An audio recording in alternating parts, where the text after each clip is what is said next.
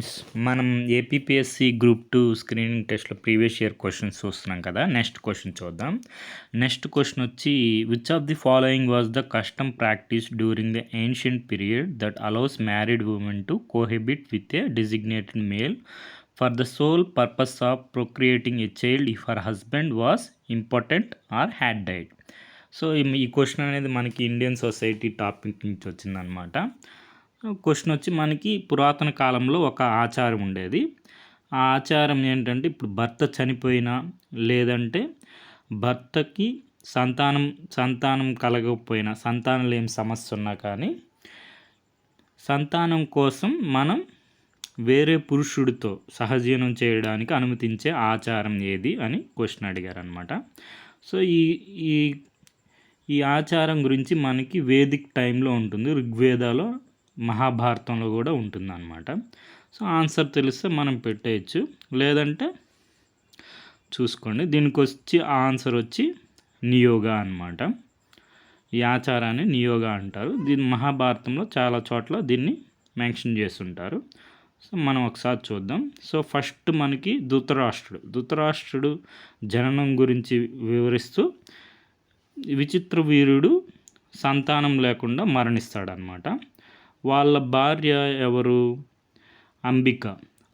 అంబికకి పిల్లలు కలగాలని విచిత్ర వీర్యుని వాళ్ళ తల్లిగారు సత్యవతి వ్యాసుని చేత పుత్రుని పొందమని విచిత్ర వీర్యుడి భార్య అయినటువంటి అంబికను నియోగించను. సో ఇక్కడ నియోగించడం అంటే ఇప్పుడు ఇక్కడ విచిత్ర వీరుడు భర్త చనిపోయాడు. సో ఈ అంబికకు పుత్రులు కలగడం కోసంగా వ్యాస మహర్షి చేత పుత్రులను పొందడానికి ఈ నియోగ అనే ఆచారాన్ని ఉపయోగిస్తున్నారనమాట. నెక్స్ట్ పాండురాజు విషయంలో కూడా చూసుకుంటే విచిత్ర వీరుడు సంతానం లేకుండా చనిపోయాడు కదా.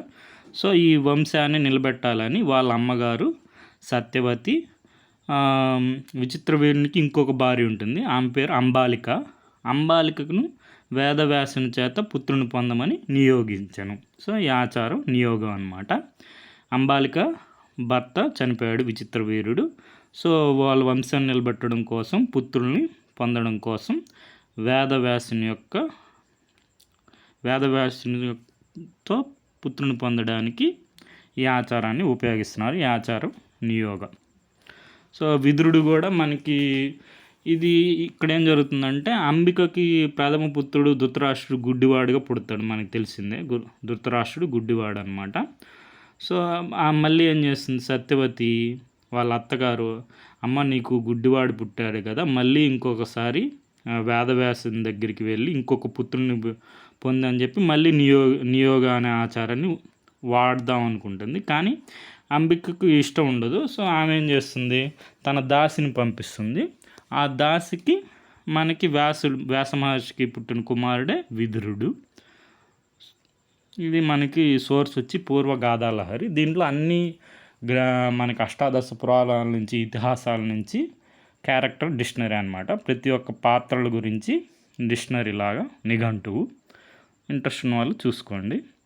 సో మనకి ప్రతి తెలుగువారికి ఈ డైలాగ్ తెలిసే ఉంటుంది. విశ్వవిఖ్యాత నట సార్వభౌమ నందమూరి తారక రామ గారి దానవీర సూరకర్ణ సినిమాలో ఉంది. ఇక్కడ మీరు చూసుకున్నట్లయితే ఆ వ్యాసుడు విధవరాండ్రైన మా పితామహి అంబికతో మా తండ్రిని అంటే ధృతరాష్ట్రుని, పినపితామహి అంబాలికతో మా పినతండ్రి అంటే పాండురాజుని, మా ఇంటి దాసితో ధర్మ నిర్మాణజనుడని మీచే కీర్తింపబడుతున్న ఈ విదురుని దేవుణ్ణి కనలేదా. సో మనకి ఇక్కడ ఈ విధంగా ఒక భర్త చనిపోయినా లేదంటే భర్తకు సంతానం లేని సమస్య ఉన్నా కానీ వేరొక వారితో సహజీవనం చేసి మనకి పుత్రుని పొందే ఆచారం పురాతన కాలంలో ఏన్షియంట్ టైంలో ఉండేదన్నమాట. సో ఆ ఆచారాన్నే మనం నియోగ అంటాం. సో మనకి ఇవన్నీ మనకి ఎందుకు అనుకుంటే ఆన్లైన్లో చూసుకుంటే ఆన్లైన్లో నియోగ అని టైప్ చేస్తే మనకి నీట్గా వచ్చేస్తుంది. నియోగాలో ఏన్షియంట్ హిందూ ట్రెడిషన్ మనకి involved a woman whose husband was either incapable of procreation or had died. అంటే సంతానం లేని సమస్య ఉన్నా అంటే సంతానం హస్బెండ్ ద్వారా కలగకపోయినా లేదంటే చనిపోయిన హస్బెండ్ చనిపోయిన అనదర్ మ్యాన్తో మనకి మనకి చైల్డ్ పుత్రుని పొందడానికి సంతానం, పుత్రుడు అయిన సంతానం, పుత్రురాలైన సంతానం పొందడానికి మనం చేసే ఆచారాన్నే నియోగ అంటాం.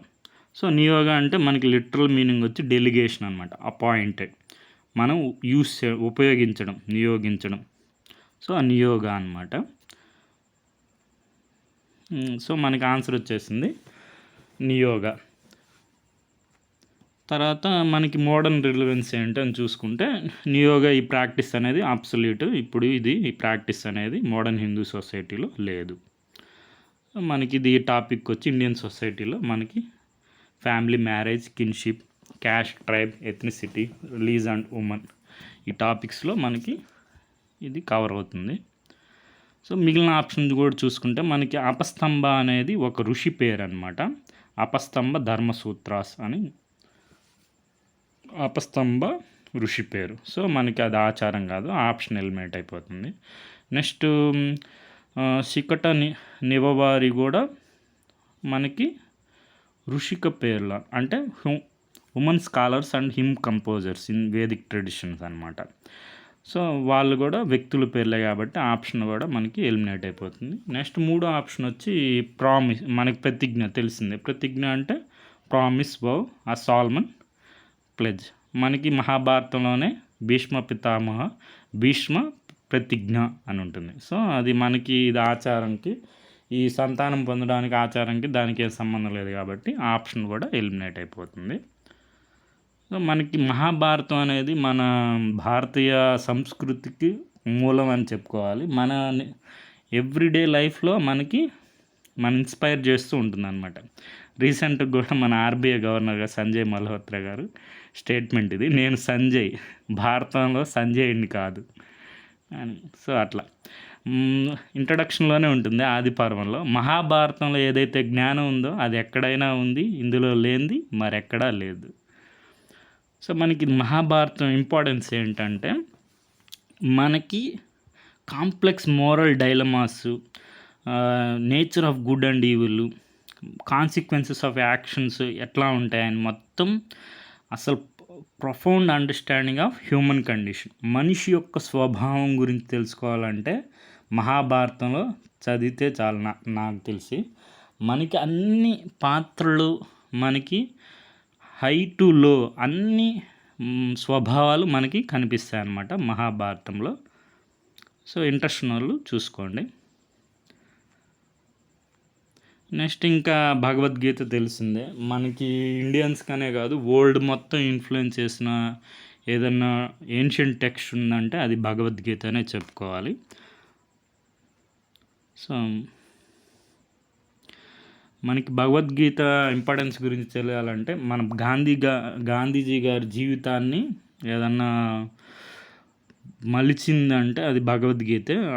గాంధీజీ గారి మాటల్లో చూసుకుంటే, when doubts haunt me, when disappoint stare me in the face and I see not one ray of hope on the horizon, I turn to Bhagavad Gita and find a verse to comfort me, and I immediately begin to smile in the midst of overwhelming sorrow. Those who meditate on the Gita will derive fresh joy and new meanings from it every day.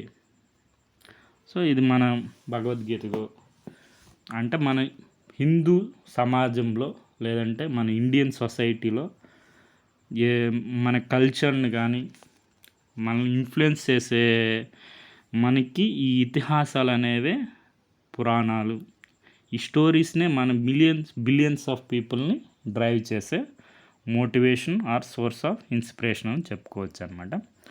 Okay friends, thank you for watching.